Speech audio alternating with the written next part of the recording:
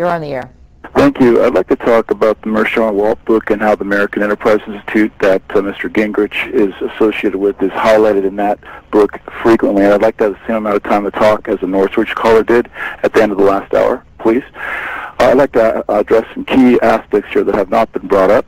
First of all, Mr. Gingrich, I was actually at the American Enterprise Institute one time that you were making a presentation there. I wasn't able to ask a question in the Q&A because the Democratic, quote-unquote, moderator there wouldn't call on me because I'd actually challenged Richard Pearl, who you're a colleague with as well, the day before about the agenda he's associated with, the Jewish Institute for National Security Affairs, the Projects of the New American Century, which has since been disbanded only in name only, and you're just a propagandist for these people, sir. Again, you can look yourself up in that Mershon-Walt book about the power of the pro-Israel lobby. It's called the Israel Lobby in U.S. Foreign Policy.